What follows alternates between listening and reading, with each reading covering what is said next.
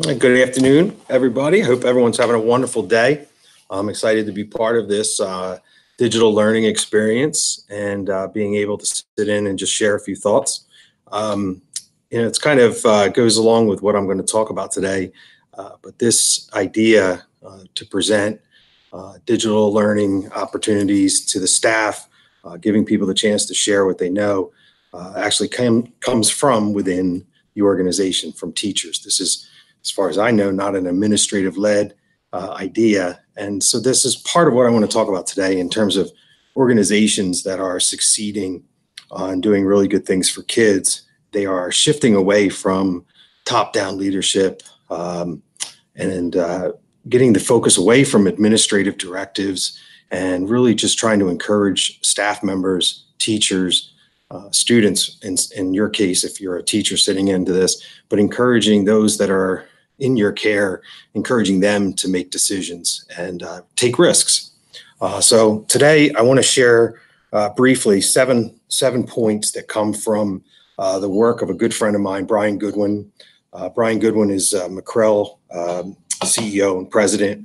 McCrell, you may or may not know, is a leading research organization in the area of education. And there's a new book out that he shared an advanced copy with me, and by now it should be out for everyone else. The book title is called Curiosity Works.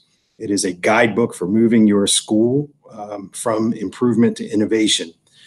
Primarily written, I think, for educational leaders, but I think that there's a lot of value with teachers and support staff. Everybody in the school culture should take a look at this guidebook. And it's written in a way that I think is easy to use, and you can implement the ideas right away. And so if you're a teacher and you're watching this and you're thinking to yourself that, well, my principal or my leader, my superintendent, they're the ones that have to be responsible for shaping change and innovation in my building. I can't do much. I'm a teacher. I think you really should rethink that. And by the end of this presentation, hopefully you'll have some ideas going forward that'll help you begin to shape and improve your school from the inside out.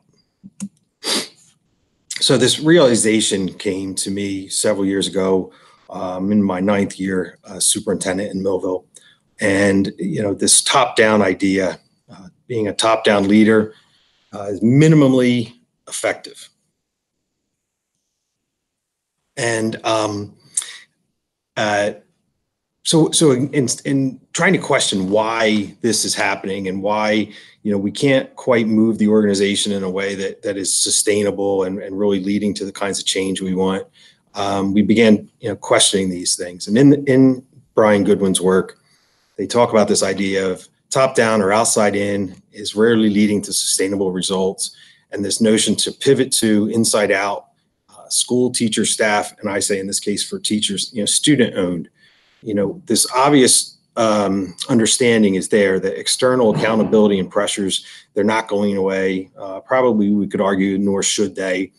There's always going to be a drive either by the political groups or others outside of education to hold us accountable. So you have things like state test scores. You have things that hold us to a standard, and they sort of force our hand on some of these things.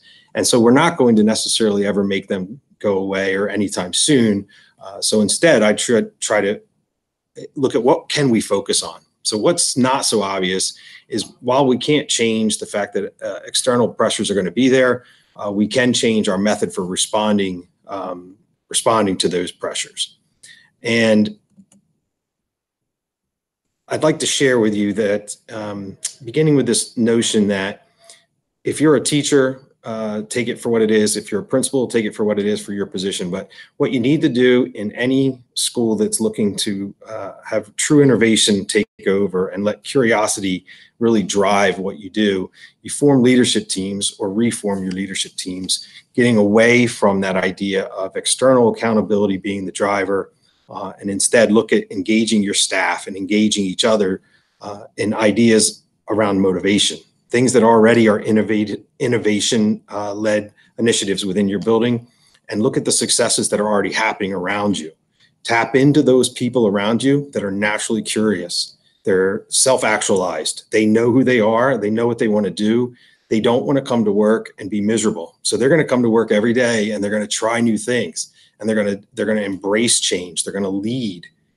Even if it's just, hey, in their own classroom, they're going to lead. They're going to do their thing and they're going to do it well. Start with those people. Get groups of those folks together. Give them opportunities to work together in small teams, and make sure as a leader, you tap into that. You really want to engage your staff that are already exhibiting all this, these wonderful characteristics. Keep curiosity as the driver. I know as a father, I know my own kids. I watched as they're getting older now, and I have a 13-year-old in middle school, and 9-year-old. When they were younger, curiosity drove everything they did. I mean, they were wondering about everything around them. Now, as they get older, I notice, at least at school, they're less curious. It's more about, let's get the grade, let's get the test, let's get the homework done in the way the teacher wants. And again, those external pressures are there, but I really get excited when I see them get curious about something on their own. And I know we've all seen it, where someone is curious about something, they lose themselves in it. And they can literally spend hours upon hours working on something that is of interest to them. So try to tap into that curiosity as the driver. Number one, again, I'm going to share 7 principles that Bryan and his group shared in this great little guidebook. You want to create a shared moral purpose and get away from the I said so or because we have to, and instead take the time to have conversations about why this is important or why we are doing something. You need to connect people to a higher purpose than just simply because we have to. And if we don't, we're going to get in trouble, or we have to because the state is making us. I think the same is true for teachers who tell their kids, well, it's going to be on the test, so that's why you have to learn it. The power in telling a child it's on the test, you have to learn it, as compared to explaining why this principle in mathematics is going to help them do something they wanted to do, and maybe create a video game or something along those lines, so coding or some connection. So we really need to tap into the why, take time to talk to each other about the things that are important to us and why they're important, and then go from there. Motivation, engagement, curiosity, shifting the focus from test scores and grades to centering on student-teacher motivation. Again, tapping into this curiosity that's already there. You know those people around you, they're always curious. What if we tried it this way? Or what if we did this? Or wouldn't it be cool if in our class we could do that? Instead of looking for the reasons why that can't happen as a leader, or why that potentially is going to create a problem, go with the mindset of, how do I get to yes? So as a leader, I'm talking to all the leaders out there, when a staff member comes to you, they have an idea that they're excited about, whether you're excited about it or not, it doesn't matter. If they're coming to you and they're curious and they're excited and they're pumped up and they want to try something in their classroom, instead of immediately going to all the reasons why that is going to cause you a possible headache, or why that really maybe isn't the easiest thing to have happen in your school, come from the angle of, how do I get to yes? How can I support this? And then really work with them to encourage them and support them. If you support people who are naturally curious and are already trying to do interesting and new things, you are going to have stumbling blocks, but you're also going to have way more successes in the end.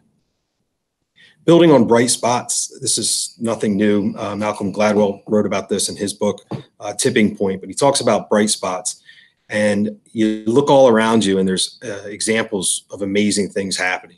There's teachers in buildings, there are classrooms in buildings, there are students for that matter. There are people around you all the time doing amazing things. They are the bright spots. No matter what's going on around, they are successful. They're the people that I want to, as a leader, look to for my solutions.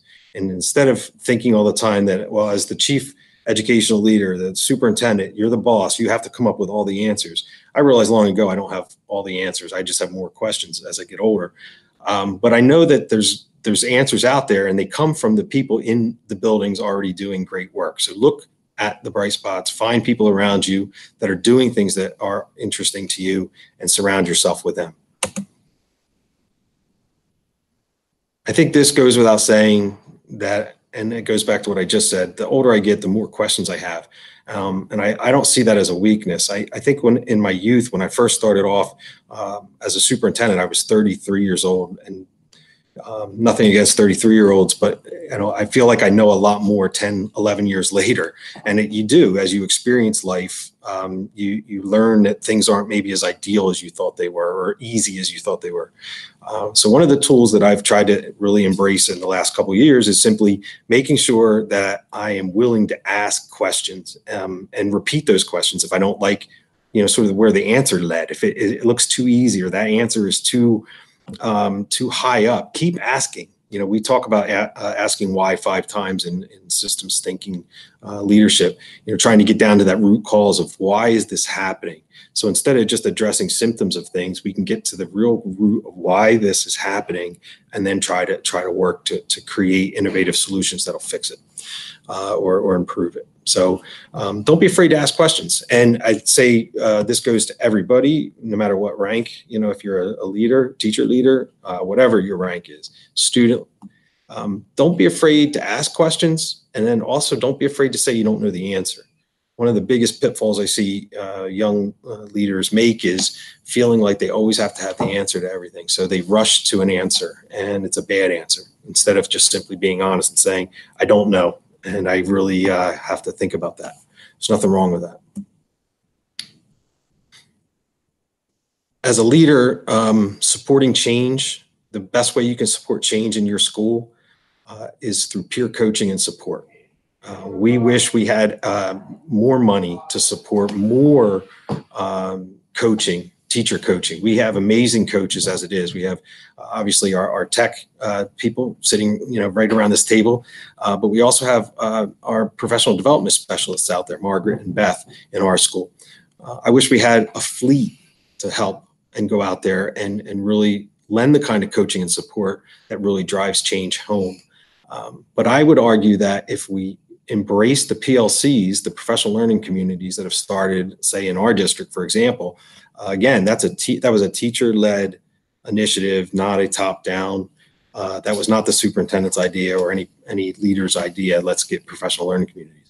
Obviously, we always thought it would be great to have them, but they always failed when we tried. So getting them off the ground this time around has come from basically supporting the teachers that are leading that effort. But putting teachers in groups where they can work and influence the climate and culture around them in their classroom, that's where leaders find the greatest success over a long haul. So support peer coaching. You may not be able to have lots of coaches that can dedicate themselves full-time to that, but if you let the peers support each other and you embrace that idea across your organization that the answers are there, they're in your colleagues, meet and talk with them, and really establish that as the norm, you'll be surprised with the amazing results I think that you're going to see. And if you're a teacher out there and maybe you're in a school you're seeing this and you don't work in Millville, or I don't know where you work, but if you're looking at this and you're saying, I would love to have PLCs in my school. However, the leadership, they don't support PLCs. I think you'd be surprised. They do. They don't quite know how to make them work, and they don't quite know how to make them work successfully.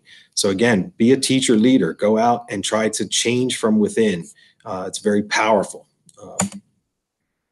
As a leader, you need to adopt and adapt rapidly.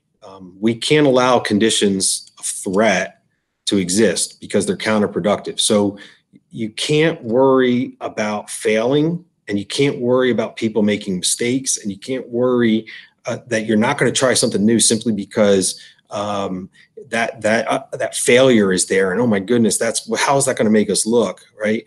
As a superintendent, I don't care. I want our teachers to fail. I want our kids to fail. I want everybody. I want to fail, and I want to fail forward. And that idea of falling forward is just a mindset shift. Failures are not summative; they're formative. They shape who you are. I think the lessons that I've learned that have had the most value to me in life, personal and professional, have come from failures.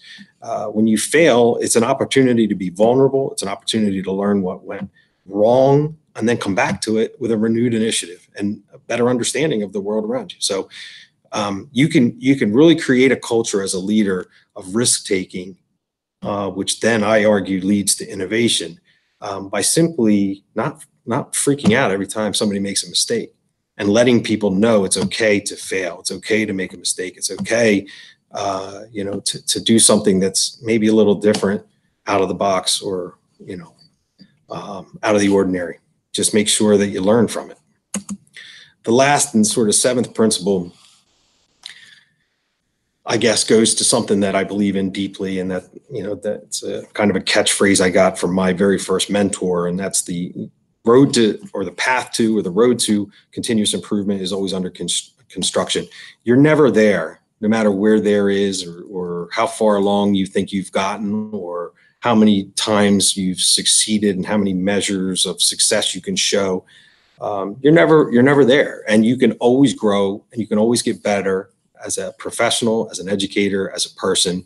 And I think if you adopt that mindset, you're going to be really excited about how your life feels. It's much different, knowing that no matter what I do, I'm never quite there yet. I just want to keep learning personally. I want to be around people that want to keep learning and growing and developing new and interesting ways to help reach kids. Because at the end of the day, if you go back to that initial thing, that higher moral purpose that we're all going to connect to, that thing that connects all of us, no matter what our background is. And you look at any organization that's a school district, any school, every single person there, I would argue, has an affinity for working with kids.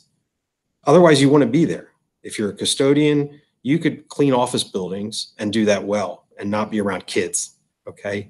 I think that the people that work in school districts are unique in the sense that they really buy into and tap into that idea that they can make a difference for the future generations. So I hope these 7 principles got you at least a little bit excited or curious about what the rest of this book by Bryan Goodwin and his people can offer. I highly recommend you go out and pick up the workbook. Again, Curiosity Works, a guidebook for moving your school from improvement to innovation. And perhaps you took something from this that can help you in your day-to-day work. All right. Thank you.